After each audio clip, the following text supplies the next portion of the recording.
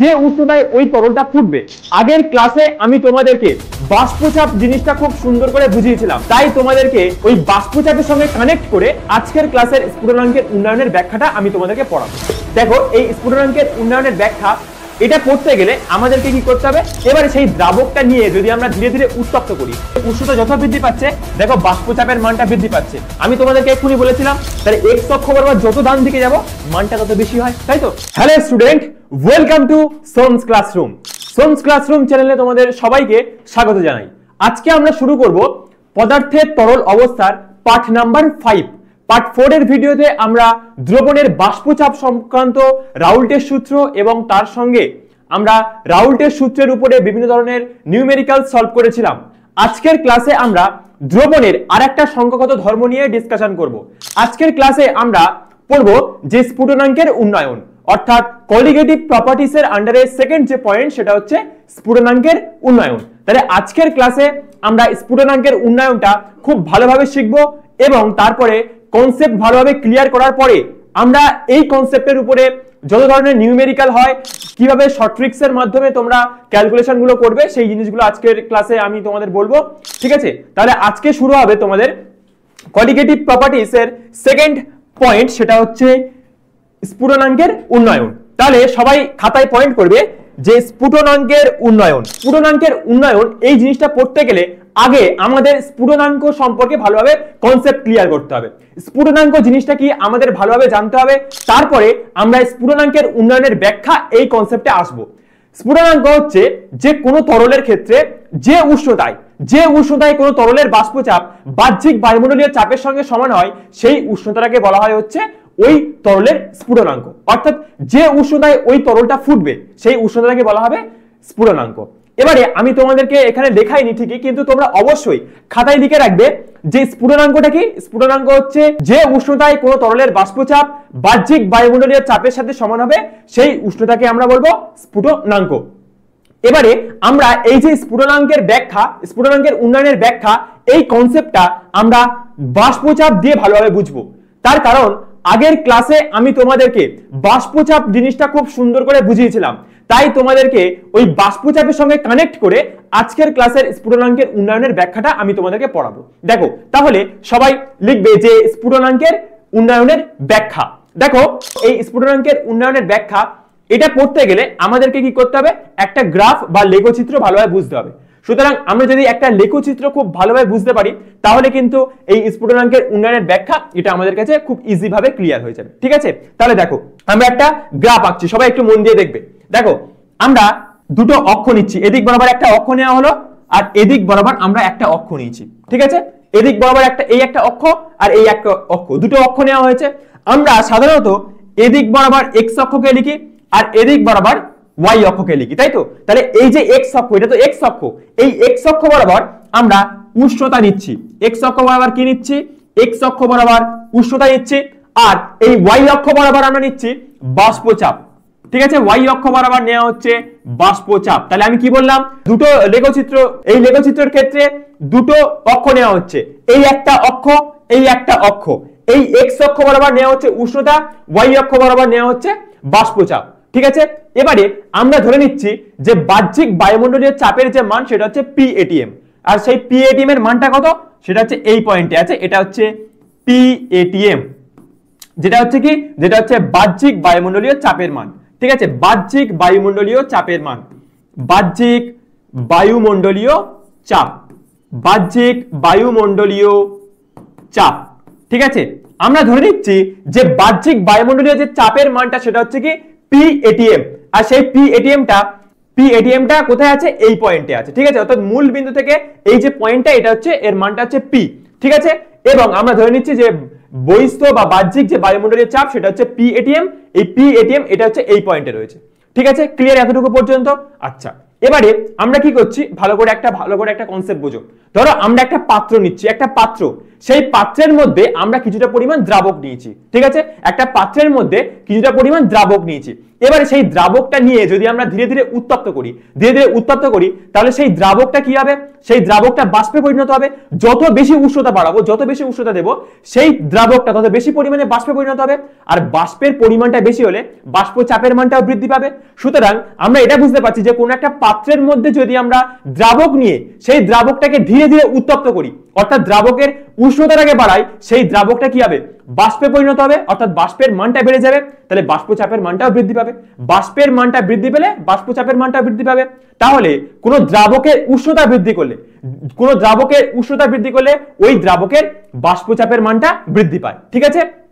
তাহলে আমরা দ্রাবকের লেখচিত্রটা কিভাবে আঁকবো, দেখো দ্রাবকের লেখচিত্রটা ঠিক এরকম হবে। এটা হচ্ছে বিশুদ্ধ দ্রাবকের লেখচিত্র। এটা হচ্ছে কি, এটা হচ্ছে বিশুদ্ধ দ্রাবক, এটা হচ্ছে বিশুদ্ধ দ্রাবক, ঠিক আছে। দেখো গ্রাফটা কেন এরকম হলো, বিশুদ্ধ দ্রাবকের গ্রাফটা এরকম কেন হলো, তার কারণ হচ্ছে দেখো উষ্ণতা যত বৃদ্ধি পাচ্ছে দেখো বাষ্পচাপের মানটা বৃদ্ধি পাচ্ছে। আমি তোমাদেরকে এক্ষুনি বলেছিলাম যে কোনো দ্রাবকের ক্ষেত্রে উষ্ণতা যত বাড়ানো হবে, সেই দ্রাবকের বাষ্পচাপের মানটা বৃদ্ধি পাবে। তাহলে এই ক্ষেত্রে দেখো দ্রাবকের ক্ষেত্রে উষ্ণতা যত বাড়ছে দেখো বাষ্পচাপ ধীরে ধীরে বাড়ছে, ওই জন্য এটা হচ্ছে বিশুদ্ধ দ্রাবকের বাষ্পচাপ। এবারে আমি তোমাদেরকে যদি বলি যে বলো তো বিশুদ্ধ দ্রাবকের স্ফুটনাঙ্কটা কত হবে, দেখো ভালো করে বুঝবে বিশুদ্ধ দ্রাবকের স্ফুটনাঙ্কটা কেমন হবে। এদিকে দেখো বিশুদ্ধ দ্রাবকের ক্ষেত্রে দেখো এই পয়েন্টটা, এটা ধরে নিচ্ছি এম পয়েন্ট, ঠিক আছে। এই বিশুদ্ধ দ্রাবকের ক্ষেত্রে এম পয়েন্টটা দেখো ভালো করে এদিকে তাকাও, এই বিশুদ্ধ দ্রাবকের ক্ষেত্রে এম পয়েন্টটা দেখো বাহ্যিক বায়ুমণ্ডলীয় চাপের সঙ্গে সমান হচ্ছে। এই বিশুদ্ধ দ্রাবকের ক্ষেত্রে এই যে এম পয়েন্টটা বাহ্যিক বায়ুমণ্ডলীয় চাপের সঙ্গে সমান হচ্ছে। এটা কত উষ্ণতায় হচ্ছে, ধরে নিচ্ছি এটা টিবি উষ্ণতায় হচ্ছে। অর্থাৎ এই যে বিশুদ্ধ দ্রাবকের যে বাষ্পচাপ সেটা বাহ্যিক বায়ুমণ্ডলীয় চাপের সঙ্গে সমান হচ্ছে কোন পয়েন্টে, এম পয়েন্টে, এবং এটা কত উষ্ণতায়, টিবি উষ্ণতায়। অর্থাৎ বিশুদ্ধ দ্রাবকের ক্ষেত্রে কি হচ্ছে, এই টিবি উষ্ণতায় বিশুদ্ধ দ্রাবকের যে বাষ্পচাপ সেটা বাহ্যিক বায়ুমণ্ডলীয় চাপের সঙ্গে সমান হচ্ছে। তাহলে এই যে বিশুদ্ধ দ্রাবকের যে স্ফুটনাঙ্ক সেটা হচ্ছে টিবি। তাহলে বিশুদ্ধ দ্রাবকের স্ফুটনাঙ্কটা কত হবে, এটা হবে হচ্ছে টিবি। তার কারণ কি, ভালো করে দেখবে, এই হচ্ছে বিশুদ্ধ দ্রাবকের গ্রাফ, এটা বিশুদ্ধ দ্রাবকের গ্রাফ। এবারে আমরা স্ফুটনাঙ্ক কোন তরলের ক্ষেত্রে স্ফুটনাঙ্কটা আমরা কি বলেছিলাম, যে স্ফুটনাঙ্ক হচ্ছে যে কোন তরলের বাষ্পচাপ যদি বাহ্যিক বায়ুমণ্ডলীয় চাপের সঙ্গে সমান হয় সেটাকেই বলা হয় ওই তরলের স্ফুটনাঙ্ক। এবারে এইটা হচ্ছে বিশুদ্ধ দ্রাবক, এটা বিশুদ্ধ দ্রাবক। এই বিশুদ্ধ দ্রাবকের ক্ষেত্রে দেখো এম পয়েন্টটা বাহ্যিক বায়ুমণ্ডলীয় চাপের সঙ্গে সমান হচ্ছে। তাহলে এটা হচ্ছে কত উষ্ণতায় হচ্ছে, বিশুদ্ধ দ্রাবকটা বাহ্যিক বায়ুমণ্ডলীয় চাপের সঙ্গে সমান হচ্ছে। টিবি উষ্ণতায় বিশুদ্ধ দ্রাবকটা বাহ্যিক বায়ুমণ্ডলীয় চাপের সঙ্গে সমান হচ্ছে। তাহলে এই টিবি উষ্ণতা হচ্ছে এই দ্রাবকের স্ফুটনাঙ্ক, ঠিক আছে। আচ্ছা, একইভাবে আমরা কি করছি যে আরেকটা পাত্রের মধ্যে আমরা দ্রবণ নিচ্ছি, কোন একটা দ্রবণকে নিচ্ছি, একটা পাত্রের মধ্যে কোন একটা দ্রবণকে নিচ্ছি। সেই দ্রবণের যদি আমরা উষ্ণতা বৃদ্ধি করি তাহলে এই দ্রবণটা ধীরে ধীরে বাষ্পে পরিণত হবে। কোন দ্রবণের উষ্ণতা যদি বৃদ্ধি করা যায় সেই দ্রবণটা ধীরে ধীরে বাষ্পে পরিণত হবে। কোন দ্রবণের উষ্ণতা যত বৃদ্ধি করব তত বেশি পরিমাণে বাষ্পে পরিণত হবে, অর্থাৎ বাষ্পচাপের মানটা বৃদ্ধি পাবে। তাহলে কোন দ্রবণের উষ্ণতা বৃদ্ধি করলে দ্রবণের বাষ্পচাপটাও বৃদ্ধি পায়, ঠিক আছে। তাহলে দ্রবণের গ্রাফটা কেমন হবে, দেখো দ্রবণের গ্রাফটা ঠিক এরকম হবে। এই হচ্ছে দ্রবণের গ্রাফ, এটা হচ্ছে কি, এটা হচ্ছে দ্রবণ, ঠিক আছে। ভালো করে এদিকে দেখবে, এটা হচ্ছে কি, এটা হচ্ছে দ্রবণের গ্রাফ। দেখো উষ্ণতা বাড়ছে, এদিক বরাবর উষ্ণতা বাড়ছে, দেখো দ্রবণের বাষ্পচাপও বাড়ছে, দেখো বাড়ছে ধীরে ধীরে। উষ্ণতা বাড়ার সঙ্গে সঙ্গে বাষ্পচাপের মানটাও বৃদ্ধি পাচ্ছে। অর্থাৎ কোন দ্রবণের ক্ষেত্রে উষ্ণতা যত বৃদ্ধি করা হবে এই দ্রবণের বাষ্পচাপ তত বৃদ্ধি পাবে। এবারে প্রশ্ন হচ্ছে যে এই দ্রবণের যে লেখচিত্রটা এটা নিচে আঁকা হলো কেন, মানে দ্রবণটাকে নিচে লেখা হলো কেন এবং বিশুদ্ধ দ্রাবকটাকে উপরে লেখা হলো কেন? তার কারণ আমরা সবাই জানি যে বিশুদ্ধ দ্রাবকের বাষ্পচাপটা বেশি হয় আর দ্রবণের বাষ্পচাপটা কম হয়। যেহেতু বিশুদ্ধ দ্রাবকের বাষ্পচাপটা বেশি হয় তাই বিশুদ্ধ দ্রাবকটাকে উপরে লেখা হয়েছে এবং দ্রবণের বাষ্পচাপটা যেহেতু বিশুদ্ধ দ্রাবকের বাষ্পচাপের তুলনায় কম হয় তাই দ্রবণের বাষ্পচাপটা মানে দ্রবণটা নিচে লেখা হয়েছে, ঠিক আছে। আচ্ছা, এবার দেখো যে দ্রবণের ক্ষেত্রে একটুখানি ভালো করে বুঝবে। দ্রবণের ক্ষেত্রে আমরা ধরে নিচ্ছি এই যে পয়েন্টটা, এই পয়েন্টটা হচ্ছে এন পয়েন্ট, ঠিক আছে। দ্রবণের ক্ষেত্রে এই যে পয়েন্টটা সেই পয়েন্টটা এন পয়েন্ট। তাহলে দেখো এন পয়েন্টে কিন্তু এই দ্রবণটা বাষ্পচাপ এন পয়েন্টে কিন্তু এই দ্রবণের বাষ্পচাপটা বাহ্যিক বায়ুমণ্ডলীয় চাপের সঙ্গে সমান হচ্ছে। এদিকে দেখো এই এন পয়েন্টে দ্রবণের যে বাষ্পচাপ সেটা বাহ্যিক বায়ুমণ্ডলীয় চাপের সঙ্গে সমান হচ্ছে। তাহলে এটা কত উষ্ণতায় হচ্ছে, দেখো এটা কত উষ্ণতায় হচ্ছে, এই এত উষ্ণতায় হচ্ছে। অর্থাৎ এই পয়েন্টে যে উষ্ণতা আছে, এই পয়েন্টে যে উষ্ণতা আছে সেই উষ্ণতায় দ্রবণের বাষ্পচাপটা বাহ্যিক বায়ুমণ্ডলীয় চাপের সঙ্গে সমান হচ্ছে। তাহলে এই যে উষ্ণতা আমরা এটা ধরে নিচ্ছি T'(B), তাহলে এই T'(B) উষ্ণতায় দ্রবণের বাষ্পচাপটা বাহ্যিক বায়ুমণ্ডলীয় চাপের সঙ্গে সমান হচ্ছে। তাহলে এই দ্রবণের স্ফুটনাঙ্ক কত হবে? দ্রবণের স্ফুটনাঙ্ক হবে T'(B). তাহলে দ্রবণের যে স্ফুটনাঙ্ক, সেই দ্রবণের স্ফুটনাঙ্কটা হবে কত? দ্রবণের স্ফুটনাঙ্ক এটা হবে T'(B). ঠিক আছে, তাহলে ভালো করে এবার বুঝবে। আমি তোমাদেরকে আর একবার কনসেপ্টটা খুব ভালোভাবে বুঝিয়ে দিচ্ছি। এদিকে সবাই মন দিয়ে দেখো, আমরা এদিক বরাবর নিয়েছি উষ্ণতা, এদিক বরাবর উষ্ণতা নেওয়া হয়েছে, এদিক বরাবর নেওয়া হয়েছে বাষ্পচাপ। ঠিক আছে, অর্থাৎ বাষ্পচাপ বনাম উষ্ণতার লেখচিত্র। এবারে ভালো করে এদিকে দেখবে, আমরা ধরে নিচ্ছি যে বাহ্যিক বায়ুমণ্ডলীয় চাপের তো একটা নির্দিষ্ট মান থাকে। ধরে নিচ্ছি বাহ্যিক বায়ুমণ্ডলীয় চাপের যে মান সেটা হচ্ছে PATM, এবং সেই PATMটা এই পয়েন্টে রয়েছে। অর্থাৎ এটা হচ্ছে বাহ্যিক বায়ুমণ্ডলীয় চাপ এবং যার মানটা হচ্ছে PATM। এবারে যদি আমরা কোন একটা দ্রাবকের ক্ষেত্রে কোন একটা দ্রাবক নিই এবং সেই দ্রাবকটাকে ধীরে ধীরে যদি উত্তপ্ত করি, সেই দ্রাবকটা কি হবে? ধীরে ধীরে বাষ্পে পরিণত হবে। যত বেশি উষ্ণতা বাড়াবো তত সেই দ্রাবকটা বাষ্পে পরিণত হবে। সুতরাং উষ্ণতা বৃদ্ধির ফলে বাষ্পের পরিমাণটা বেড়ে যাচ্ছে। যেহেতু বাষ্পের পরিমাণটা বেড়ে যাচ্ছে তাই বাষ্প চাপের মানটাও বৃদ্ধি পাবে। তাই দেখো বিশুদ্ধ দ্রাবকের ক্ষেত্রে কি হচ্ছে? উষ্ণতা যত বাড়াচ্ছি, উষ্ণতা যত বৃদ্ধি পাচ্ছে, এই বিশুদ্ধ দ্রাবকের বাষ্পচাপ বৃদ্ধি পাচ্ছে। ওই জন্য গ্রাফটা ঠিক এরকম হয়েছে। একইভাবে কোন দ্রবণেরও উষ্ণতা বৃদ্ধি করলে তার বাষ্পচাপের মানটা বৃদ্ধি পায়। দেখো এক্ষেত্রে উষ্ণতা বৃদ্ধি করা হচ্ছে, দ্রবণের বাষ্পচাপ ধীরে ধীরে ধীরে বৃদ্ধি পাচ্ছে। এবারে বিশুদ্ধ দ্রাবকটাকে উপরে লেখা হয়েছে এবং দ্রবণটাকে নিচে লেখা হয়েছে। তার কারণ হচ্ছে আমরা সবাই জানি যে দ্রবণের বাষ্পচাপ সর্বদাই বিশুদ্ধ দ্রাবকের বাষ্পচাপের তুলনায় কম হয়। ঠিক আছে, ওই জন্য দ্রবণটাকে নিচে লেখা হয়েছে এবং বিশুদ্ধ দ্রাবকটাকে উপরে লেখা হয়েছে। এবারে আমরা স্ফুটনাঙ্ক জিনিসটা কাকে বলি বা স্ফুটনাঙ্ক কি আমরা সবাই জানি যে স্ফুটনাঙ্ক হচ্ছে যে উষ্ণতায় কোন তরলের বাষ্পচাপ বাহ্যিক বায়ুমণ্ডলীয় চাপের সঙ্গে সমান হবে সেটাই হচ্ছে ওই তরলের স্ফুটনাঙ্ক। এটা হচ্ছে স্ফুটনাঙ্কের ডেফিনিশন।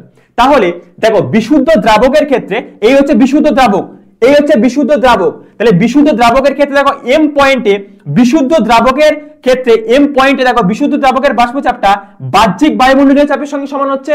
তাহলে এটা কত উষ্ণতায় হচ্ছে? কত উষ্ণতায়? আমরা ধরে নিচ্ছি TB উষ্ণতায় এই বিশুদ্ধ দ্রাবকের বাষ্পচাপটা, TB উষ্ণতায় বিশুদ্ধ দ্রাবকের যে বাষ্পচাপ সেটা হচ্ছে বাহ্যিক বায়ুমণ্ডলীয় চাপের সঙ্গে সমান হচ্ছে। তাহলে এই যে বিশুদ্ধ দ্রাবকের যে স্ফুটনাঙ্ক সেটা কত হবে? সেটা হবে TB। ওই জন্য এখানে লিখেছি দেখো বিশুদ্ধ দ্রাবকের স্ফুটনাঙ্ক সেটা হচ্ছে TB। আচ্ছা, একইভাবে এই দ্রবণের ক্ষেত্রে দেখো, দ্রবণের ক্ষেত্রে এন পয়েন্টটা দেখো বাহ্যিক বায়ুমণ্ডলীয় চাপের সঙ্গে সমান হচ্ছে। অর্থাৎ এটা কত উষ্ণতায় হচ্ছে? এটা T'(B) উষ্ণতায় হচ্ছে। তাহলে T'(B) উষ্ণতায় দ্রবণের বাষ্পচাপটা বাহ্যিক বায়ুমণ্ডলীয় চাপের সঙ্গে সমান হচ্ছে। তাহলে এই T'(B) টা কি? দ্রবণের স্ফুটনাঙ্ক। তাহলে দেখো দ্রবণের যে স্ফুটনাঙ্ক সেটা হচ্ছে T'(B). এই হচ্ছে আমাদের গ্রাফ। ঠিক আছে, এই হচ্ছে গ্রাফ, আমি তোমাদেরকে বুঝিয়ে দিলাম ভালো করে। এবারে আমরা সবাই জানি যে এটা তো এক্স অক্ষ, আমরা সবাই জানি। তাহলে এক্স অক্ষ বরাবর আমরা যত ডান দিকে যাব তার মানগুলো তত বেশি আসে, তাই তো? মানে যদি এইদিকে দেখাও, ধরো এই হচ্ছে একটা অক্ষ, এটা হচ্ছে এক্স অক্ষ, এটা হচ্ছে এক্স ড্যাশ, এটা হচ্ছে ওয়াই অক্ষ, এটা হচ্ছে ওয়াই ড্যাশ, এটা হচ্ছে 0, তারপরে 1 2 3 4 এইভাবে চলে, 5 6 এরকম ভাবে যায়। তাহলে এদিকে দেখো যে এক্স অক্ষ বরাবর যত ডান দিকে যাচ্ছি, দেখো মানটা বেশি পাচ্ছি, 1 তারপর 2 তারপর 3 তারপর 4 ধীরে ধীরে 5 6 এরকম করে বাড়বে। তাহলে এক্স অক্ষ বরাবর যত ডান দিকে যাব মানটা তত বেশি হয়, তাই তো? তাহলে এক্ষেত্রে এই গ্রাফের ক্ষেত্রে দেখো ডান দিকে কে আছে? ডান দিকে আছে T'(B) আর বাম দিকে আছে TB। তাহলে আমরা এই কনসেপ্টটা থেকে আমরা বলতে পারি যে এই T'(B) এর মানটা বেশি, TB এর মানটা কম। তাহলে আমরা এটা বলতে পারি যে T'(B) এর মানটা বেশি, TB এর মানটা কম। অর্থাৎ T'(B) এর তুলনায় TB এর মানটা কি হবে? TB এর মানটা কম। ঠিক আছে, তাহলে এটা বুঝতে পারলে আশা করছি। তার কারণ হচ্ছে কি, এইটা এক্স অক্ষকে আমরা যদি ধরি, এটা এক্স অক্ষ সাধারণত, তাহলে এই এক্স অক্ষ বরাবর ডান দিকে দেখো T'(B) আছে, তাহলে এক্স অক্ষ বরাবর যেটা ডান দিকে থাকে তার মানটা বেশি হয়। যেহেতু T'(B) টা ডান দিকে আছে তাই T'(B) এর মানটা বেশি, TB টা যেহেতু বাম দিকে আছে তাহলে TB এর মানটা কম। তাহলে আমরা বলতে পারি T'(B) গ্রেটার দ্যান টিবি। আর টি ড্যাশ বিটা আমরা কাকে বলছি? টি ড্যাশ বি হচ্ছে দ্রবণের স্ফুটনাঙ্ক। টি ড্যাশ বিটা কি? টি ড্যাশ বিটা হচ্ছে দ্রবণের স্ফুটনাঙ্ক। আর টিবিটা কি? টিবি হচ্ছে বিশুদ্ধ দ্রাবকের স্ফুটনাঙ্ক। তাহলে এই এটা থেকে আমরা কি বুঝতে পারছি যে T dash B greater than TB মানে দ্রবণের স্ফুটনাঙ্ক, দ্রবণের স্ফুটনাঙ্কের থেকে দ্রাবকের স্ফুটনাঙ্কটা সবসময় কম হয়, অর্থাৎ দ্রবণের স্ফুটনাঙ্কটা বেশি, বিশুদ্ধ দ্রাবকের স্ফুটনাঙ্কটা কম। ঠিক আছে, তাহলে সবাই লিখে রাখবে যে দ্রবণের স্ফুটনাঙ্ক সেই দ্রবণের স্ফুটনাঙ্কটা কত? সেই দ্রবণের স্ফুটনাঙ্ক গ্রেটার দেন বিশুদ্ধ দ্রাবকের স্ফুটনাঙ্ক, বিশুদ্ধ দ্রাবকের স্ফুটনাঙ্ক। ঠিক আছে, এটা সবাই লিখে রাখবে, বিশুদ্ধ দ্রাবকের স্ফুটনাঙ্ক। ঠিক আছে, তাহলে এই গ্রাফ থেকে আমরা এটা বুঝতে পারছি যে দ্রবণের স্ফুটনাঙ্কটা সবসময় বেশি হবে এবং বিশুদ্ধ দ্রাবকের স্ফুটনাঙ্কটা সবসময় কম হবে। তাহলে সবাই এটা মাথায় রাখবে যে দ্রবণের স্ফুটনাঙ্কটা বেশি হয় আর বিশুদ্ধ দ্রাবকের স্ফুটনাঙ্কটা কম হয়। তাহলে আমরা বুঝতে পারছি যে কোনো একটা দ্রাবকে যদি কঠিন অনুদ্বায়ী তড়িৎ অবিশ্লেষ্য দ্রাব দ্রবীভূত করা হয় তাহলে যে দ্রবণটা পাবো সেই দ্রবণের স্ফুটনাঙ্ক বৃদ্ধি পাবে। তাহলে কি হবে? অ্যাকচুয়ালি স্ফুটনাঙ্কের উন্নয়ন হচ্ছে, স্ফুটনাঙ্ক বেড়ে যাওয়া মানেই তো স্ফুটনাঙ্কের উন্নয়ন হচ্ছে। তাহলে দ্রাবকের তুলনায় যেহেতু দ্রবণের স্ফুটনাঙ্কটা বেশি, তাই আমরা বলতে পারি যে কোনো দ্রাবকে কঠিন অনুদ্বায়ী তড়িৎ অবিশ্লেষ্য অসংযোজিত দ্রাব দ্রবীভূত করলে ওই দ্রবণের স্ফুটনাঙ্কটা বৃদ্ধি পায়, তাই তো, অর্থাৎ স্ফুটনাঙ্কের উন্নয়ন ঘটে। ঠিক আছে, আচ্ছা এবারে দেখো একটা কথা ভালো করে বুঝবে, এই যে আমরা দেখলাম কি যে বিশুদ্ধ দ্রাবকের স্ফুটনাঙ্ক টিবি, দ্রবণের স্ফুটনাঙ্ক টি ড্যাশ পি, এটা হচ্ছে আমরা এটা বুঝলাম। এবারে আমি তোমাদেরকে যদি বলি যে স্ফুটনাঙ্কের উন্নয়নটা কত হয়েছে, যদি আমি তোমাদেরকে প্রশ্ন করি যে স্ফুটনাঙ্কের যে উন্নয়ন, স্ফুটনাঙ্কের উন্নয়নটা কত, স্ফুটনাঙ্কের উন্নয়ন আমরা কিভাবে বার করব ভালো করে এদিকে দেখবে। আমরা সবাই জানি যে দ্রবণের স্ফুটনাঙ্কটা বেশি আর দ্রাবকের স্ফুটনাঙ্কটা কম, তাহলে দ্রবণের স্ফুটনাঙ্ক টি ড্যাশ বি, দ্রবণের স্ফুটনাঙ্ক টি ড্যাশ বি, সেটা থেকে যদি দ্রাবকের স্ফুটনাঙ্ক টিবি এটাকে মাইনাস করি তাহলেই আমরা স্ফুটনাঙ্কের উন্নয়ন পাবো। তো ভালো করে এদিকে দেখো, ধরো আমরা একটা বিশুদ্ধ দ্রাবককে নিয়েছি, সেই বিশুদ্ধ দ্রাবকে যদি আমরা কঠিন অনুদ্বায়ী তড়িৎ অবিশ্লেষ্য একটা দ্রাব দ্রবীভূত করি তাহলে যে দ্রবণটা উৎপন্ন হবে সেই দ্রবণের যে স্ফুটনাঙ্ক সেটা বৃদ্ধি পাবে, তাই তো। তাহলে ধরে নিচ্ছি দ্রাবকের যে স্ফুটনাঙ্ক সেটা হচ্ছে টিবি এবং ওই দ্রাবকে দ্রাব মেশানোর ফলে যে স্ফুটনাঙ্কটা বৃদ্ধি পেয়ে মানে অর্থাৎ দ্রবণের যে স্ফুটনাঙ্কটা হয়েছে সেটা হচ্ছে টি ড্যাশ বি। তাহলে দ্রবণের স্ফুটনাঙ্কটা বৃদ্ধি পেয়ে টি ড্যাশ বি হয়েছে। তাহলে আমি তোমাদেরকে যদি বলি যে স্ফুটনাঙ্কের উন্নয়ন অর্থাৎ বৃদ্ধিটা কত হয়েছে, টি ড্যাশ বি মাইনাস টিবি, বড় থেকে ছোটটাকে বিয়োগ করব, যেহেতু টি ড্যাশ বি বড় টিবিটা ছোট তাই টি ড্যাশ বি থেকে যদি আমরা টিবি কে বিয়োগ করে দিই তাহলে আমরা স্ফুটনাঙ্কের উন্নয়ন পাবো। তাহলে স্ফুটনাঙ্কের উন্নয়ন সমান সমান T dash B minus TB.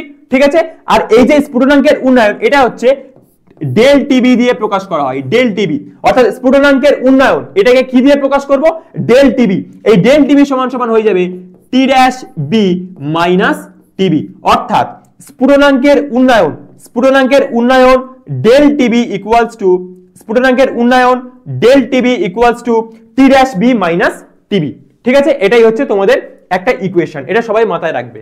ঠিক আছে, তাহলে আমি কি বললাম ব্যাপারটা সবাই একটু ভালো করে বোঝো যে যদি কোনো আমরা একটা পাত্র নিই, সেই পাত্রের মধ্যে যদি বিশুদ্ধ দ্রাবক নেওয়া হয় এবং সেই দ্রাবকে যদি কঠিন অনুদ্বায়ী তড়িৎ অবিশ্লেষ্য অসংযোজিত দ্রাব দ্রবীভূত করা হয় তাহলে ওই দ্রবণের কি হবে, স্ফুটনাঙ্কটা বৃদ্ধি পাবে। তাহলে আমরা ধরে নিচ্ছি দ্রাবকের স্ফুটনাঙ্ক টিবি, দ্রবণের স্ফুটনাঙ্ক টি ড্যাশ বি, যেহেতু টি ড্যাশ বি এর মানটা বেশি টিবির মানটা কম, তাহলে আমরা যদি বলি যে স্ফুটনাঙ্কের উন্নয়নটা কতটা হয়েছে, স্ফুটনাঙ্কের উন্নয়ন সমান সমান কত হবে, টি ড্যাশ বি মাইনাস টিবি। ঠিক আছে, তাহলে এই স্ফুটনাঙ্কের উন্নয়নকে ডেল টিবি দিয়ে প্রকাশ করা হয়, তাহলে del TB equals to T dash B minus TB. ঠিক আছে, ক্লিয়ার এতটুকু পর্যন্ত? আশা করি এতটুকু পর্যন্ত তোমাদের কাছে ক্লিয়ার আছে। ঠিক আছে, চলো এবারে আমরা নেক্সট পয়েন্টে চলে যাব। ঠিক আছে, তাহলে আমরা এটা কি বুঝলাম যে এই ছবি থেকে আমরা এটা বুঝতে পারলাম যে কোন দ্রবণের স্ফুটনাঙ্কটা বেশি, দ্রাবকের স্ফুটনাঙ্কটা কম। ঠিক আছে, অর্থাৎ দ্রাবকের স্ফুটনাঙ্ক থেকে যেহেতু দ্রবণের স্ফুটনাঙ্কটা বেশি তাহলে আমরা বলতে পারি স্ফুটনাঙ্কের উন্নয়ন হয়েছে। ঠিক আছে, সেই উন্নয়নটা কতটা পরিমাণে হয়েছে সেটা এল টিবি সমান সমান T dash B minus TB. ঠিক আছে, চলো এবারে আমরা নেক্সট পয়েন্টে চলে যাই। দেখো নেক্সট পয়েন্টে আছে স্ফুটনাঙ্কের উন্নয়ন, সবাই লিখবে এবারে সবাই। লেখো স্ফুটনাঙ্কের উন্নয়ন বলে পয়েন্ট করো। ঠিক আছে, আমি তোমাদেরকে এক্ষুনি বুঝিয়ে দিয়েছি যে দ্রবণের স্ফুটনাঙ্ক বেশি, দ্রাবকের স্ফুটনাঙ্ক কম। তাহলে দেখো সবাই লিখবে যে স্ফুটনাঙ্কের উন্নয়ন। ঠিক আছে, কি লেখা আছে যে বিশুদ্ধ দ্রাবকে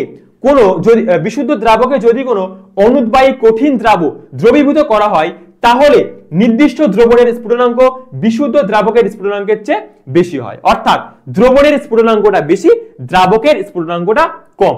ঠিক আছে, তাহলে সবাই লিখে নেবে যে বিশুদ্ধ দ্রাবকে যদি কোনো অনুদ্বায়ী কঠিন দ্রবীভূত করা হয় তাহলে নির্দিষ্ট দ্রবণের স্ফুটনাঙ্ক বিশুদ্ধ দ্রাবকের স্ফুটনাঙ্কের চেয়ে বেশি হয়। ঠিক আছে, তাহলে সবাই এটা অবশ্যই লিখে রাখবে যে স্ফুটনাঙ্কের উন্নয়নের যে ইকুয়েশন, এটা অবশ্যই লিখবে যে ডেল টিবি সমান সমান T dash B minus TB. এই ফর্মুলাটা অবশ্যই সবাই লিখে রাখবে খাতায়। ঠিক আছে, সবাই অবশ্যই লিখবে যে del TB equals to T dash B minus TB. Del TB সমান সমান T dash B minus TB. T dash B এটা হচ্ছে দ্রবণের স্ফুটনাঙ্ক, টিবিটা কি, টিবিটা হচ্ছে দ্রাবকের স্ফুটনাঙ্ক। ঠিক আছে, আর এই ডেল টিবিটা হচ্ছে স্ফুটনাঙ্কের উন্নয়ন। ঠিক আছে, ক্লিয়ার তাহলে সবার কাছে? দেখো এবারে আমরা পড়বো যে দ্রবণের স্ফুটনাঙ্কের উন্নয়ন সংক্রান্ত রাউল্টের সূত্র। আমি তোমাদেরকে দ্রবণের স্ফুটনাঙ্কের উন্নয়ন এই কনসেপ্টটা খুব ভালোভাবে বুঝিয়ে দিয়েছি। এবারে আমি পড়াবো সেটা হচ্ছে যে দ্রবণের স্ফুটনাঙ্কের উন্নয়ন সংক্রান্ত রাউল্টের সূত্র। দেখো কি বলছে, বলছে যে কোনো বিশুদ্ধ দ্রাবকে একটি কঠিন অনুদ্বায়ী অসংযোজিত ও তড়িৎ অবিশ্লেষ্য দ্রবীভূত করলে উৎপন্ন দ্রবণের স্ফুটনাঙ্কের উন্নয়ন দ্রবণের মোলাল গাঢ়ত্বের সমানুপাতিক হয়। ঠিক আছে, অর্থাৎ কোন বিশুদ্ধ দ্রাবকে কঠিন অনুদ্বায়ী তড়িৎ অবিশ্লেষ্য অসংযোজিত দ্রবীভূত করলে যে দ্রবণের স্ফুটনাঙ্কের উন্নয়নটা হবে সেই স্ফুটনাঙ্কের উন্নয়নটা দ্রবণের মোলাল গাঢ়ত্বের সাথে সমানুপাতিক হয়। ঠিক আছে, এবারে এই যে মোলাল গাঢ়ত্ব, এই মোলাল গাঢ়ত্বটা কি? মোলাল গাঢ়ত্ব হচ্ছে যে 1000 গ্রাম কোন বিশুদ্ধ দ্রাবকে যত মোল দ্রাব দ্রবীভূত থাকবে সেটাই হচ্ছে ওই দ্রবণের মোলাল গাঢ়ত্ব। ঠিক আছে, এটা আমি তোমাদেরকে ফার্স্ট ক্লাসে পড়িয়েছিলাম। মোলাল গাঢ়ত্ব যেটাকে স্মল এম দিয়ে প্রকাশ করা হয়। ঠিক আছে, মোলাল গাঢ়ত্বকে স্মল এম দিয়ে প্রকাশ করা হয় এবং এটা সমান সমান ফর্মুলা হচ্ছে W2 into 1000 by M2 into W1। ঠিক আছে, সুতরাং মোলাল গাঢ়ত্ব যেটাকে স্মল এম দিয়ে প্রকাশ করা হয় সেই স্মল এমটা কি, সেই স্মল এম সমান সমান W2 into 1000 by M2 into W1। ঠিক আছে, তাহলে দেখো আমরা মোলাল গাঢ়ত্বকে কি দিয়ে প্রকাশ করব? মোলাল গাঢ়ত্বকে স্মল এম দিয়ে প্রকাশ করব এবং এম সমান সমান কত? W2 into 1000 by M2 into W1। ঠিক আছে, তাহলে এবার দেখো বলছে কি যে কোনো বিশুদ্ধ দ্রাবকে, কোনো বিশুদ্ধ দ্রাবক, যে কোনো একটা বিশুদ্ধ দ্রাবক নাও, সেই বিশুদ্ধ দ্রাবকে যদি একটি কঠিন অনুদ্বায়ী অসংযোজিত ও তড়িৎ অবিশ্লেষ্য দ্রবীভূত করা হয় তাহলে যে দ্রবণটা উৎপন্ন হবে, অর্থাৎ সে দ্রবণের যে স্ফুটনাঙ্কের উন্নয়নটা হবে সেই স্ফুটনাঙ্কের উন্নয়নটা কি হবে? যে দ্রবণের মোলাল গাঢ়ত্বের সাথে সমানুপাতিক হয়। এবারে আমরা স্ফুটনাঙ্কের যে উন্নয়ন সেটাকে কি দিয়ে প্রকাশ করি? স্ফুটনাঙ্কের উন্নয়নকে ডেল টিবি দিয়ে প্রকাশ করা হয়। ঠিক আছে, অর্থাৎ কোন দ্রবণের স্ফুটনাঙ্কের উন্নয়ন সেটাকে কি দিয়ে প্রকাশ করা হবে? ডেল টিবি দিয়ে প্রকাশ করা হবে। এবং বিজ্ঞানী রাউল্ট বলছে এই ডেল টিবিটা কার সঙ্গে সমানুপাতিক? এই ডেল টিবিটা স্মল এম অর্থাৎ দ্রবণের মোলাল গাঢ়ত্বের সঙ্গে সমানুপাতিক। তাহলে আমরা বলতে পারি del TB varies small m. ঠিক আছে, del TB varies small m. এবারে আমরা এই যে ভ্যারিজেসকে যদি তুলি, এই ভ্যারিজেসকে যদি তুলি তাহলে একটা ইকুয়ালস টু একটা ধ্রুবক আসবে, আমরা সবাই জানি। তাহলে দেখো পরের লাইনে বা দিয়ে যদি আমরা লিখি তাহলে হবে ডেল টিবি, এই ভ্যারিজেসকে তুলবো, ভ্যারিজেসকে তুললে একটা ইকুয়ালস টু আর একটা ধ্রুবক আসবে। এখানে যে ধ্রুবকটাকে ব্যবহার করা হবে সেই ধ্রুবকটা হচ্ছে কেবি। এই কেবি হচ্ছে একটা সমানুপাতিক ধ্রুবক, অর্থাৎ এই ভ্যারিজেসকে তুললে একটা ইকুয়ালস টু আর একটা ধ্রুবক আসবে। এই ধ্রুবকটা হচ্ছে, যে ধ্রুবকটা আসবে সেটা হচ্ছে কেবি। ঠিক আছে, আর এখানে এম যেমন আছে সেরকম লিখলাম। তাহলে আমরা কি বললাম যে ডেল টিবি সমান সমান কেবি ইন্টু এম। এখানে এই যে কেবি, এই কেবিটাকে বলা হয় কি? এই কেবিটাকে বলা হয় সমানুপাতিক ধ্রুবক। আর এই সমানুপাতিক ধ্রুবক অর্থাৎ কেবি কে বলা হয় স্ফুটনাঙ্ক ধ্রুবক। কি বলা হয় এটাকে? এটাকে বলা হয় স্ফুটনাঙ্ক ধ্রুবক। ঠিক আছে, স্ফুটনাঙ্ক ধ্রুবক, বা এটাকে আরেকটা নামে ডাকা হয় সেটা হচ্ছে ইবিউলিওস্কোপিক ধ্রুবক।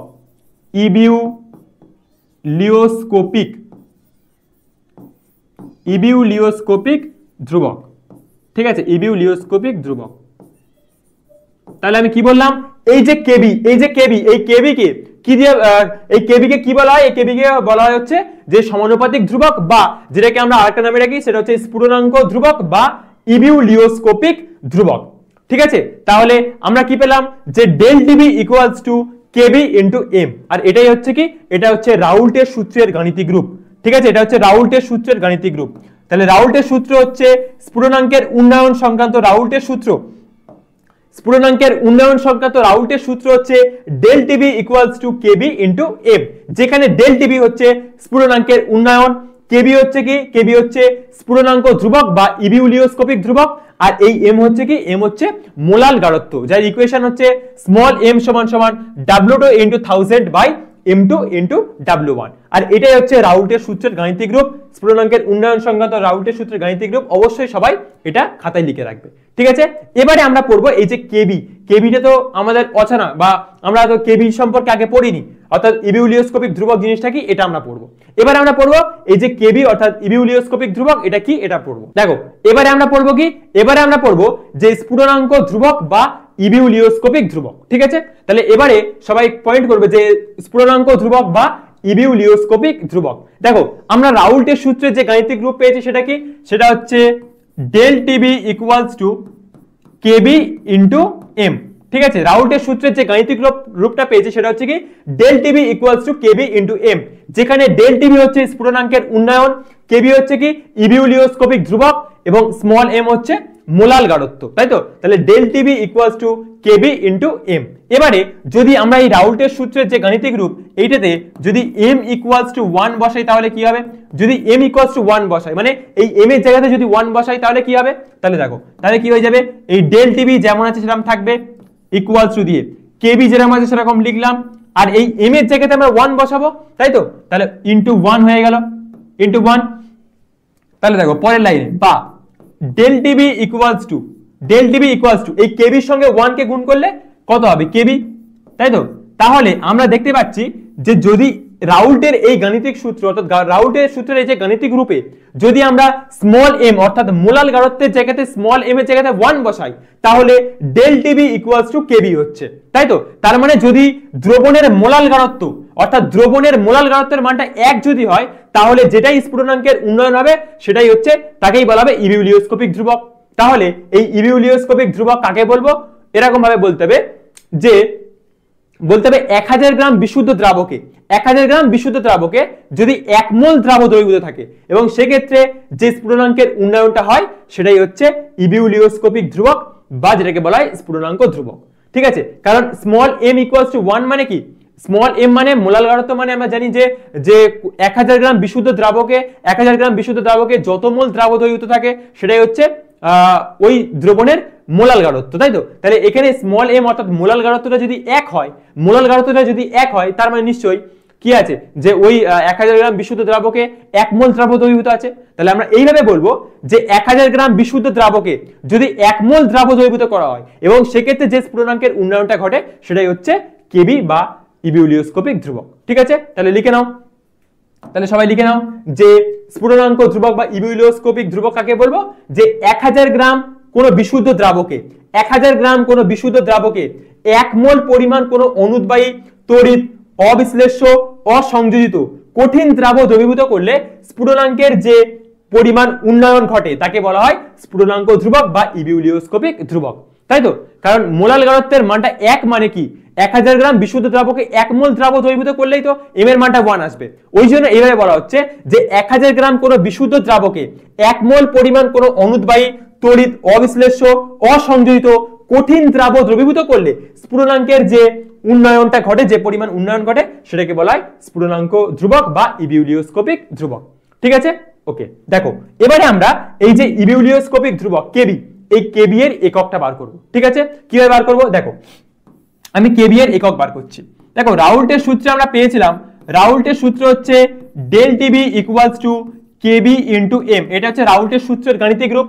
রাউল্টের সূত্রের গাণিতিক রূপ হচ্ছে del TB equals to KB into m. ঠিক আছে, এবারে আমরা এখান থেকে একটা কাজ করছি, এদিকে দেখবে এই যে ডান দিকে কেবির সঙ্গে এমটা গুণ আকারে আছে, ডান দিকে কেবির সঙ্গে এমটা গুণ আকারে আছে, তাহলে আমরা যদি এই এমটাকে বাম দিকে পাঠাই, এই এমটাকে যদি বাম দিকে পাঠাই তাহলে এই এমটা কি হয়ে যাবে, ভাগ হয়ে যাবে, টিবি নিচে চলে আসবে, তাহলে হয়ে যাবে del TB by small M, এটা ইকুয়ালস টু কত হবে, এটা ইকুয়ালস টু হবে কেবি। কারণ দেখো কেবির সঙ্গে স্মল এমটা গুণ আকারে ছিল, কেবির সঙ্গে স্মল এমটা গুণ আকারে ছিল, তাহলে এই এমটাকে যদি আমরা বাম দিকে পাঠাই, অর্থাৎ ডান দিকে তো এমটা গুণ আকারে ছিল, তাহলে বাম দিকে যদি এমটাকে পাঠাই তাহলে কি হবে, এমটা ভাগ হয়ে যাবে, তাহলে পরের লাইনে হবে del TB by small M, এটা ইকুয়ালস টু কেবি। ঠিক আছে, তাহলে আমরা কি পেলাম যে KB equals to del TB by M, বা আমরা এটাকে ঘুরিয়ে লিখতে পারি যে কেবি ইকুয়াল টু হবে ডেল টিবি বাই এম। ঠিক আছে, কেবি সমান সমান ডেল টিবি বাই এম। এবারে দেখো আমরা যদি এই ডেল টিবি বাই এম এই রাশিটার যদি একক বার করতে পারি, যদি আমরা ডেল টিবি বাই এম এই রাশিটার একক বার করতে পারি, তাহলে আমরা কেবির একক পাবো। তাহলে আমরা বার করব এই ডেল টিবি বাই এম এর এককটা বার করব, বার করলে সেটা কেবির একক হবে। তাহলে দেখো কেবি এর একক কিভাবে বার করব, কেবি এর একক, কেবি এর একক দেখো কিভাবে বার করছি। দেখো উপরে আছে ডেল টিবি অর্থাৎ স্ফুটনাঙ্কের উন্নয়ন, আর স্ফুটনাঙ্কের যে একক হয় সেটা হচ্ছে কেলভিন, তাহলে উপরে আমরা কি বসাবো, উপরে হবে কেলভিন, আর নিচে স্মল এম আছে, স্মল এম অর্থাৎ মোলাল গারত্বের যে একক হয় সেটা হচ্ছে মোল পার কেজি, মোল পার কেজি বা মোল কেজি ইনভার্স। মোলাল গারত্বের যে একক, মোলাল গারত্ব স্মল এম এর যে একক সেটা হচ্ছে কি মোল পার কেজি। তাহলে দেখো উপরে আছে ডেল টিবি মানে স্ফুটনাঙ্কের উন্নয়ন, স্ফুটনাঙ্কের একক হচ্ছে কেলভিন, তাহলে উপরে কেলভিন বসিয়েছি, বাই আছে বাই দিয়েছি, এম স্মল এম হচ্ছে মোলাল গারত্ব, মোলাল গারত্বের একক কি, মোলাল গারত্বের একক হচ্ছে মোল পার কেজি বা মোল কেজি ইনভার্স, তাহলে মোল কেজি ইনভার্স বসিয়ে দিয়েছি।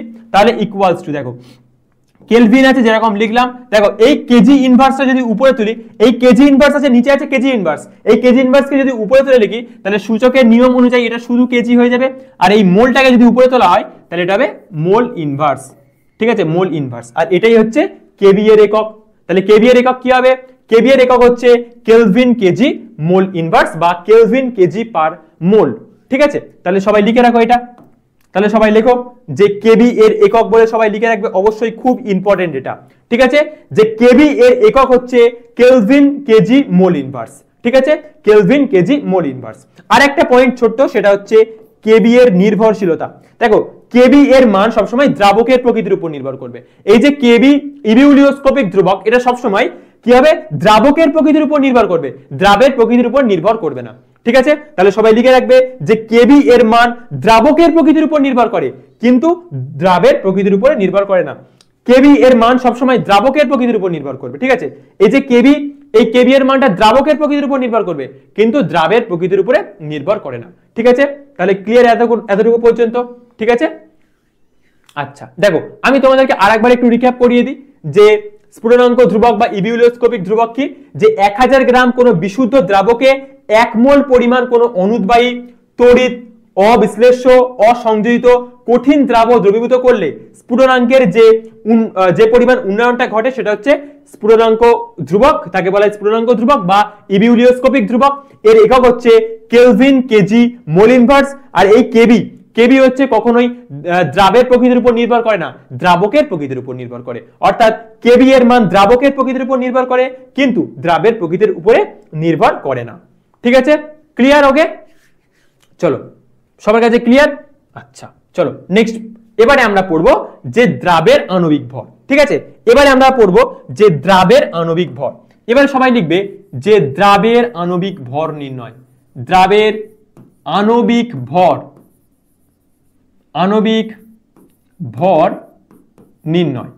ঠিক আছে, এবারে আমরা পড়বো যে দ্রাবের আণবিক ভর নির্ণয়। ঠিক আছে, অর্থাৎ রাউল্টের যে সূত্রটা পেয়েছি del DB equals to KB into m, এই সূত্র থেকে আমরা দ্রাবের যে আণবিক ভর সেই দ্রাবের আণবিক ভরটা বার করব।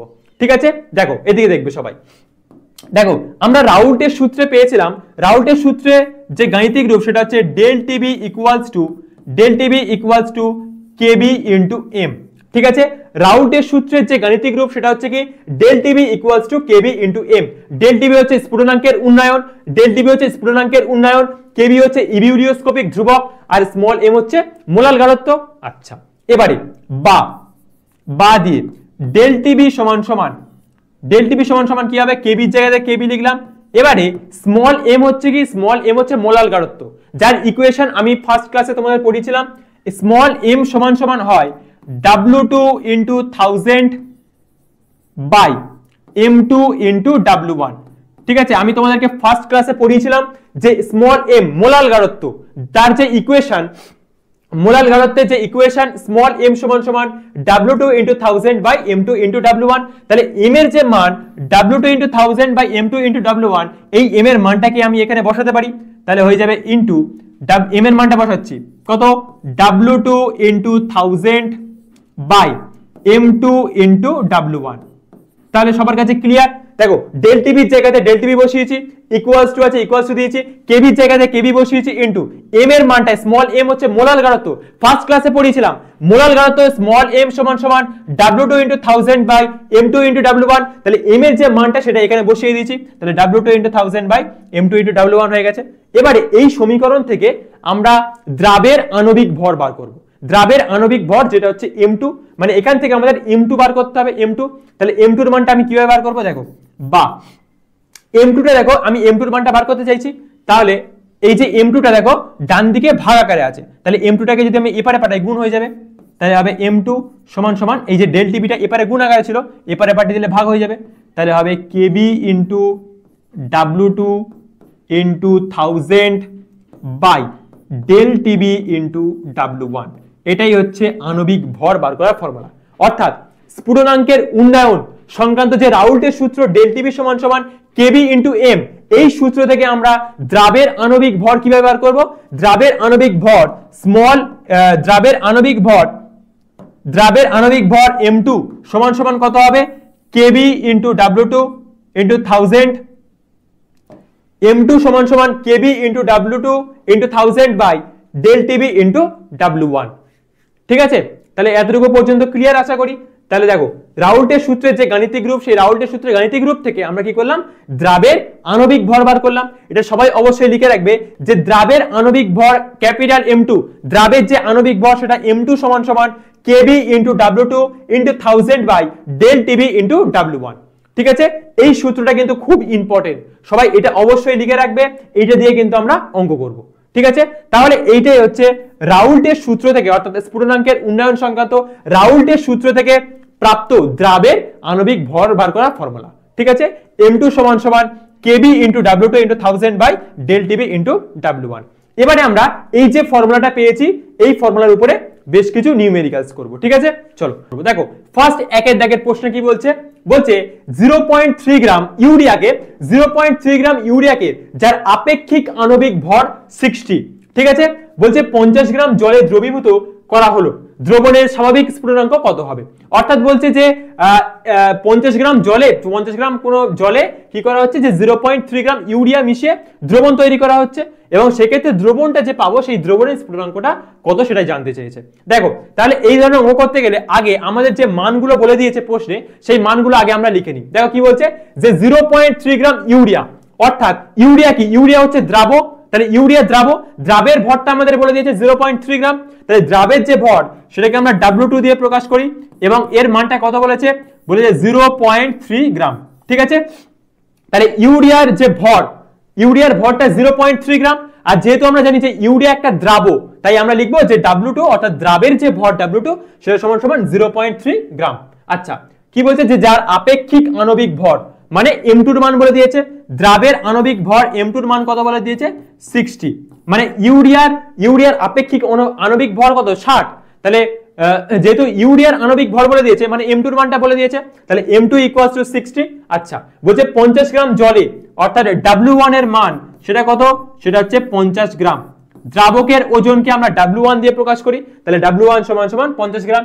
আচ্ছা, তাহলে আর কি আছে? যে দ্রবণের স্বাভাবিক স্ফুটনাঙ্ক, তাহলে 50 গ্রাম জলে দ্রবীভূত করা হলে দ্রবণের স্বাভাবিক স্ফুটনাঙ্ক কত হবে সেটা বার করব। আর একটা জিনিস বলে দেওয়া আছে, সেটা হচ্ছে জলের কেবি এর মান বলে দেওয়া আছে। কেবি এর মানটা কত বলেছে? বলে 0.52 কেলভিন কেজি মোল ইনভার্স। ঠিক আছে, তাহলে এই যে অঙ্ক বা কোনো অঙ্ক যদি দেওয়া থাকে, প্রথমে কি করবে? যে এই অঙ্কের যে মানগুলো সেই মানগুলো আগে লিখে নেবে। যেরকম প্রথমে দেওয়া আছে 0.3 গ্রাম ইউরিয়াকে যার আপেক্ষিক আণবিক ভর 60, মানে ইউরিয়া তো একটা দ্রাবের ওজন W2 সেটা ইকুয়ালস টু 0.3 গ্রাম, যার আপেক্ষিক আণবিক ভর অর্থাৎ m2 এর মানটা কত? m2 এর মানটা 60। আচ্ছা, বলছে 50 গ্রাম জলে, অর্থাৎ দ্রাবক কি? দ্রাবক হচ্ছে জল, যার ওজনটা বলে দিয়েছে W1 সমান সমান 50 গ্রাম। আচ্ছা, জলে দ্রবীভূত করলাম, তাহলে দ্রবণের স্ফুটনাঙ্কের উন্নয়ন সেটা বার করতে হবে, এবং আমাদের যেটা বলে দিয়েছে সেটা হচ্ছে জলের যে কেবি সেটা হচ্ছে 0.52 কেলভিন কেজি মোল ইনভার্স। ঠিক আছে, তাহলে অঙ্কে যেগুলো দেওয়া আছে সেগুলো আগে জাস্ট আমরা লিখে নিলাম। ক্লিয়ার? ওকে, এবারে আমরা রাউল্টের সূত্র থেকে দ্রাবের আণবিক ভর বার করার ফর্মুলা পেয়েছিলাম। সেটা কি? সেটা হচ্ছে m2 সমান ফর্মুলা হচ্ছে m2 সমান kb into w2 into 1000 by del TB into w1। এই হচ্ছে ফর্মুলা। এই ফর্মুলাটা আমরা পেয়েছিলাম, তাই তো? রাউল্টের সূত্র থেকে দ্রাবের আণবিক ভর বার করার যে ফর্মুলা সেটা কি? m2 equals to kb into w2 into 1000 by del TB into w1, তাই তো? এবারে দেখো, এই সমীকরণ থেকে আমরা যদি ডেল টিবির মানটা বার করতে চাই তাহলে কি হবে? ডেল টিবিটা এবারে চলে আসলে গুণ হয়ে যাবে, তাহলে হবে ডেল টিবি সমান এই m2 টাকে যদি ডান দিকে পাঠাই তাহলে m2 টা ভাগ হয়ে যাবে, তাহলে হবে kb into w2 into 1000 by m2 into w1। ঠিক আছে, এটা বলতে পারি যে ডেল টিবি সমান kb into w2 into 1000 by m2 into w1। এবারে এই যে সমীকরণ, এই সমীকরণে মানগুলো বসিয়ে দিলেই হবে। তাহলে ডেল টিবির মানটা আমরা যদি বার করতে চাই, ডেল টিবি সমান কত? দেখো, kb এর মান আমাদের বলে দিয়েছে 0.52, বসিয়ে দাও 0.52 ইন্টু w2 এর মানটা কত? w2 এর মান 0.3, তাহলে 0.3 বসিয়ে দিলাম ইন্টু 1000 আছে 1000 দিয়ে দাও বাই m2 এর মানটা কত? m2 এর মান বলে দিয়েছে 60, তাহলে 60 ইন্টু w1 এর মান কত? w1 এর মান হচ্ছে 50, তাহলে বসিয়ে দাও। এই হয়ে গেল যে এই সমীকরণে যে মানগুলো আমাদের প্রশ্ন থেকে আমরা পেয়েছি সেই মানগুলোকে আমরা বসিয়ে দিয়েছি। ঠিক আছে, এবার দেখো সিম্পল এখানে ক্যালকুলেশন পড়ে আছে। দেখো কিভাবে ক্যালকুলেশন করবে। এই পয়েন্টটাকে তুললে নিচে একটা 10 আসবে, এই যে পয়েন্ট, এই পয়েন্টটাকে তুললে নিচে একটা 10 আসবে। আচ্ছা, এই পয়েন্টটাকে তুললে নিচে একটা 100 আসবে। আগে পয়েন্টগুলো তুলে দিলাম, এবারে দেখো কাটবো, কাটাকুটি করবো কিভাবে। দেখো, এই শূন্য কেটে গেল, এই শূন্য কেটে গেল। ঠিক আছে, ক্লিয়ার? এবারে দেখো, এই 3 দিয়ে 6 কে কাটলে হবে 3 দুগুণে 6। আচ্ছা, এবারে আমরা কি করছি যে 2 দিয়ে 52টাকে কাটবে কিনা দেখতে হবে আগে। দেখো, যদি 2 দিয়ে 52টাকে কাটি তাহলে কত হবে? 2 দুগুণে 4, 2 দুগুণে 4, তাহলে 1 2 12, অর্থাৎ 6 দুগুণে 12, 26 দুগুণে 52, তাই তো? 26 দুগুণে 52। এবারে আমরা কত পেলাম? যে উপরে পেয়েছি 26, এবারে 26 হলো ইন্টু এখানে 3টা কেটে গেছে আর 10 পড়ে আছে এখানে। তাহলে আমরা যদি 5 দিয়ে কাটি এই 10 কে, তাহলে 5 দুগুণে 10 হলো। তাহলে দেখো উপরে কত পড়ে থাকছে? ডেল টিবি সমান উপরে কত? উপরে 26 ইন্টু 2, তাহলে 26 ইন্টু 2 মানে কত? 6 দুগুণে 12, 2 হাতে থাকে 1, 2 দুগুণে 4 একে 5, অর্থাৎ 52, তাই তো? 26 দুগুণে 52, তাহলে 26 আর 2 গুণ করে উপরে 52 লিখেছি। আচ্ছা, নিচে কত আছে? নিচে দেখো 10 ইন্টু 100 করলে কত হবে? 1000, তাই তো? দেখো 10 ইন্টু 100 করলে কত হবে? 1000। তাহলে দেখো 52 কে যদি আমরা 1000 দিয়ে ভাগ করি, 3 ঘর আগে পয়েন্ট চলে আসে, তাহলে দেখো 3 ঘর আগে পয়েন্ট বসিয়ে দাও, এই হয়ে গেল। তাহলে 0.052। ঠিক আছে, তাহলে 52 কে যদি আমরা 1000 দিয়ে ভাগ করি, 52 কে যদি 1000 দিয়ে ভাগ করি, নিয়ম কি? 3 ঘর আগে পয়েন্ট সরে আসে, তো তাহলে হবে 0.052। দেখো 3 ঘর আগে পয়েন্ট সরে আসছে। এটা হচ্ছে ডেল টিবি। ডেল টিবি মানে স্ফুটনাঙ্কের উন্নয়ন, তাই তো? তাহলে এর এককটা কত হবে? এর একক হবে কেলভিন। তাহলে এই দ্রবণের স্ফুটনাঙ্কের যে উন্নয়ন ডেল টিবি, এর মানটা কত পেলাম? 0.052 কেলভিন। এটা আমরা কি পেয়েছি? এটা পেয়েছি দ্রবণের স্ফুটনাঙ্কের উন্নয়ন। কিন্তু আমাদের প্রশ্নে বলছে যে দ্রবণের স্বাভাবিক স্ফুটনাঙ্ক কত? দ্রবণের স্বাভাবিক স্ফুটনাঙ্ক বার করতে বলেছে, কিন্তু আমরা বার করেছি কি? যে দ্রবণের স্ফুটনাঙ্কের উন্নয়ন, তাই তো? তাহলে এবার আমাদের স্বাভাবিক স্ফুটনাঙ্ক বার করতে হবে দ্রবণের। তাহলে দেখো, আমরা একটা ফর্মুলা পেয়েছিলাম যে ডেল টিবি সমান অর্থাৎ স্ফুটনাঙ্কের যে উন্নয়ন, ডেল টিবি সমান আমরা পেয়েছিলাম যে T dash B minus TB. অর্থাৎ দ্রবণের স্ফুটনাঙ্ক থেকে যদি আমরা দ্রাবকের স্ফুটনাঙ্ককে বাদ দিই তাহলে আমরা স্ফুটনাঙ্কের উন্নয়ন পাবো। তাহলে স্ফুটনাঙ্কের উন্নয়ন ডেল টিবি সমান T dash B minus TB. এই সমীকরণ থেকে আমরা টি ড্যাশ বি এর মান বার করবো, অর্থাৎ দ্রবণের সাধারণ স্ফুটনাঙ্কের মানটা বার করবো। তাহলে দেখো, বা দিয়ে আমরা লিখতে পারি যে ডেল টিবি কি হচ্ছে? এই যে মাইনাস টিবিটাকে যদি আমরা বাম দিকে পাঠাই তাহলে হবে প্লাস টিবি ইকুয়ালস টু কত হবে? টি ড্যাশ বি। তাহলে দেখো, বা ডেল টিবির মানটা কত? 0.052, তাহলে বসিয়ে দাও 0.052, প্লাস আছে প্লাস দিলাম, টিবি। টিবি মানে কি? টিবি মানে হচ্ছে দ্রাবকের স্ফুটনাঙ্ক। আর এখানে দেখো দ্রাবকটা কি আছে, এখানে দ্রাবক আছে জল, তাহলে জলের স্ফুটনাঙ্ক আমরা সবাই জানি 373 কেলভিন। তাহলে টিবির জায়গাতে আমরা 373 বসাবো, তাহলে 373 বসালাম, এটা ইকুয়ালস টু কত হবে? টি ড্যাশ বি। তাহলে দেখো এই টি ড্যাশ বি সমান সমান কত লিখতে পারি? টি ড্যাশ বি সমান সমান এই 373 প্লাস 0.052 করলে কত হবে? 373.052 এত কেলভিন। ঠিক আছে, তাহলে দেখো 373 এর সঙ্গে 0.052 যোগ করলে কত হবে? 373.052 কেলভিন। ঠিক আছে, এটাই হচ্ছে দ্রবণের স্বাভাবিক স্ফুটনাঙ্ক। ঠিক আছে, তাহলে সবার প্রথমে আমরা কি করলাম? রাউল্টের সূত্র অর্থাৎ দ্রাবের আণবিক ভর বার করার যে ফর্মুলা, রাউল্টের সূত্র থেকে যে ফর্মুলাটা পেয়েছি, সেই ফর্মুলা থেকে আগে আমরা স্ফুটনাঙ্কের উন্নয়নের মানটা বার করব। এবারে এটা হচ্ছে স্ফুটনাঙ্কের উন্নয়ন, কিন্তু আমাদের প্রশ্নে বলেছে যে দ্রবণের স্বাভাবিক স্ফুটনাঙ্ক কত, দ্রবণের স্বাভাবিক স্ফুটনাঙ্ক কত। তাহলে সেক্ষেত্রে কি করব?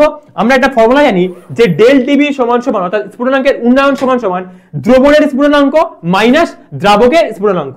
তাহলে টি ড্যাশ বি মাইনাস টিবি, সেই ফর্মুলাতে আমরা কি করেছি? ডেল টিবি সমান সমান এই টিবিটাকে বাম দিকে টেনেছি, তাহলে প্লাস টিবি হয়ে যাবে সমান সমান টি ড্যাশ বি।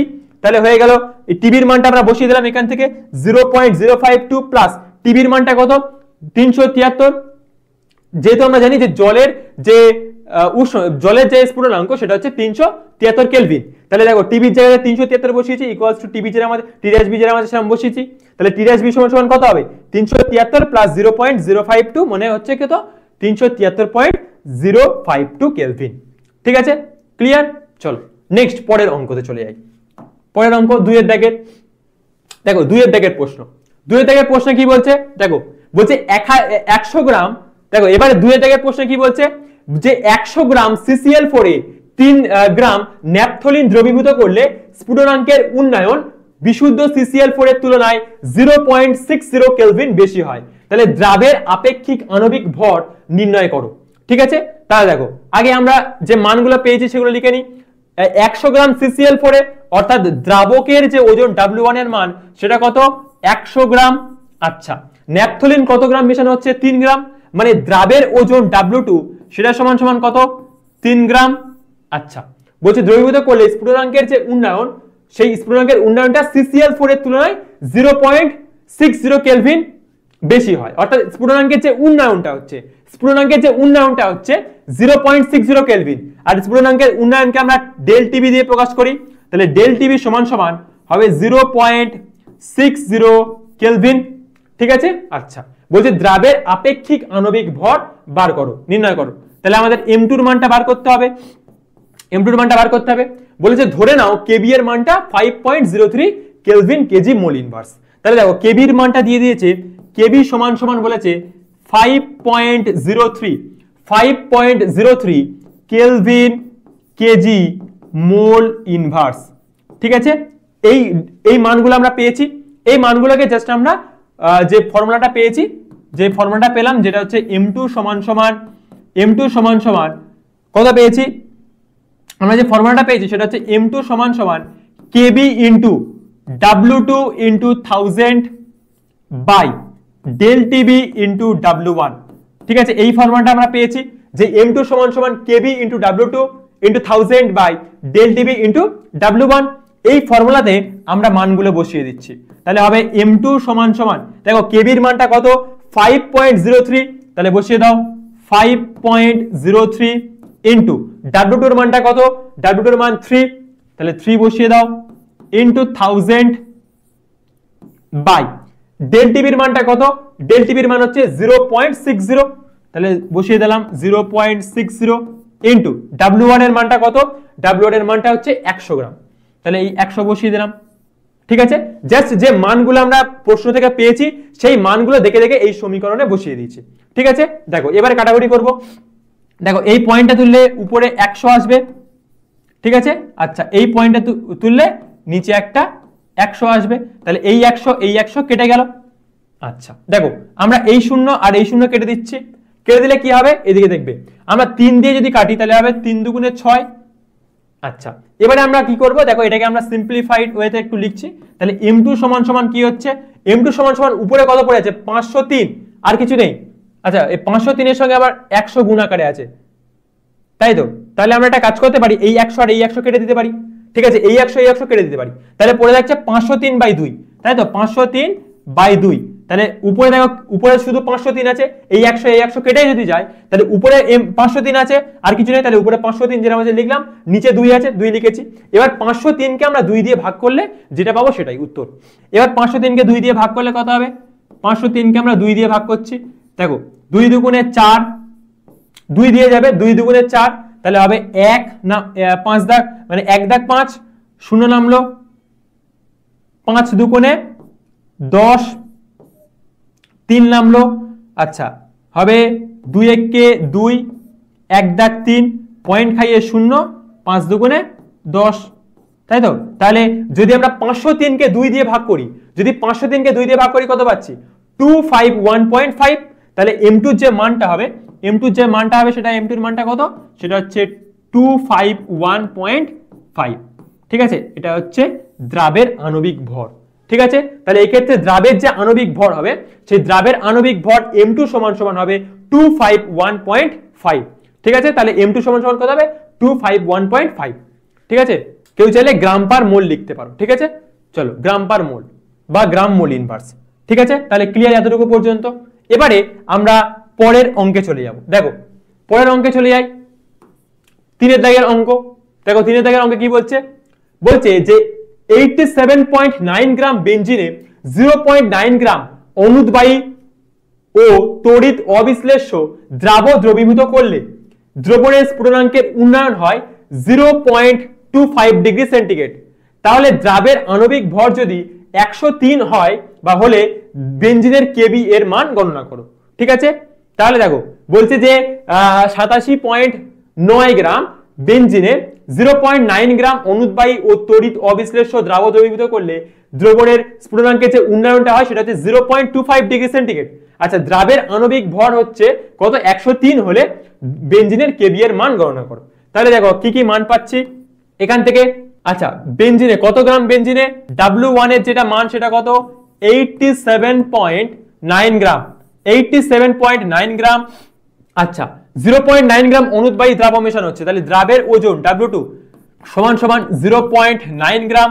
ঠিক আছে, আচ্ছা অনুদ্বায়ী ও তড়িৎ অবিশ্লেষ্য দ্রব দ্রবীভূত করলে দ্রবণের স্ফুটনাঙ্কের যে উন্নয়ন সেটা কত? 0.25 ডিগ্রি সেন্টিগ্রেড। তাহলে স্ফুটনাঙ্কের উন্নয়ন ডেল টিবি এটা সমান সমান কত বলে দিয়েছে? 0.25 ডিগ্রি সেন্টিগ্রেড। এবারে সেন্টিগ্রেড, ডিগ্রি সেন্টিগ্রেডে কখনো অঙ্ক হয় না, সবসময় কেলভিনে আনতে হবে। তাই সেন্টিগ্রেড থেকে আমরা কেলভিনে কি করে যাব? 273 দিয়ে যোগ করতে হয়, তাই তো। তাহলে 0.25 প্লাস 273 যদি করি তাহলে এটা কেলভিনে চলে আসবে। তাহলে যোগ করলে কত হবে? 273.25 কেলভিন, তাই তো। এটা হবে কত? 273.25 কেলভিন।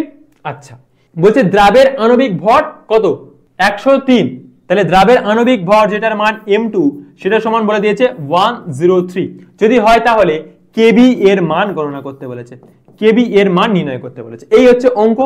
ঠিক আছে, এবার দেখো আমরা যে ফর্মুলাটা পেয়েছিলাম, ফর্মুলা হচ্ছে যে m2 সমান সমান KB into W2 into 1000 by del TB into W1। এই হচ্ছে আমাদের ফর্মুলা। ঠিক আছে, এই ফর্মুলা থেকে আমরা কি করব? যে কেবি এর মানটা বার করব। তাহলে কেবি এর মানটা বার করতে গেলে কি করব? এই যে নিচে ডেল টিবি ইনটু W1 আছে সেটাকে আমরা বাম দিকে টানবো, আর ডান দিকে যে উপরে W2 ইনটু 1000 আছে এটাকে আমরা এপারে পাঠাবো। তাহলে দেখো এই ডেল টিবি ইনটু W1 কে যদি আমরা এপারে পাঠাই তাহলে m2 এর সঙ্গে গুণ হয়ে যাবে। তাহলে হবে m2 ইনটু হবে ডেল টিবি ইনটু W1, আর নিচে কি হয়ে যাবে? এই W2 আর 1000 টা নিচে ভাগ হয়ে যাবে, তাহলে হবে W2 ইনটু 1000, আর ডান দিকে কি পড়ে থাকবে? ডান দিকে কেবি পড়ে থাকবে। তাহলে বসিয়ে দিলাম কেবি। দেখো এবার এই কথাটাকে আমি ঘুরিয়ে লিখছি, যদি এটাকে ঘুরিয়ে লিখি তাহলে কি হবে? তাহলে হবে কেবি সমান সমান হবে ডেল টিবি ইনটু W1।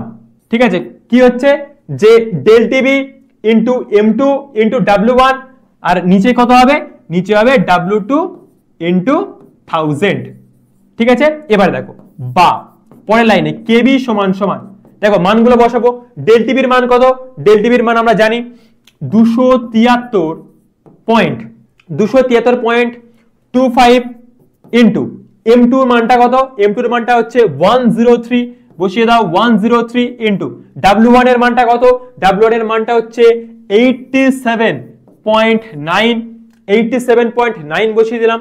আচ্ছা বাই নিচে কত আছে, নিচে হচ্ছে W2 এর মানটা কত 0.9 বসিয়ে দিলাম ইনটু 1000। ঠিক আছে, এই হচ্ছে অঙ্ক, কিচ্ছু নয়, সিম্পল।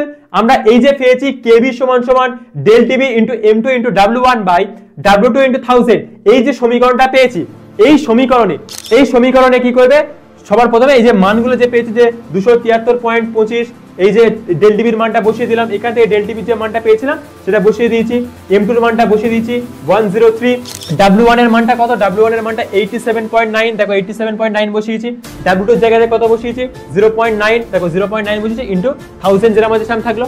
ঠিক আছে, এবারে এটাকে জাস্ট সিম্পল তোমাদেরকে ক্যালকুলেশন করতে হবে, অর্থাৎ এই যে রাশি এটাকে তো যদি তোমরা ক্যালকুলেশন করো এর যে মানটা আসবে 2.515, এবং যেহেতু কেবি এর একক কেলভিন কেজি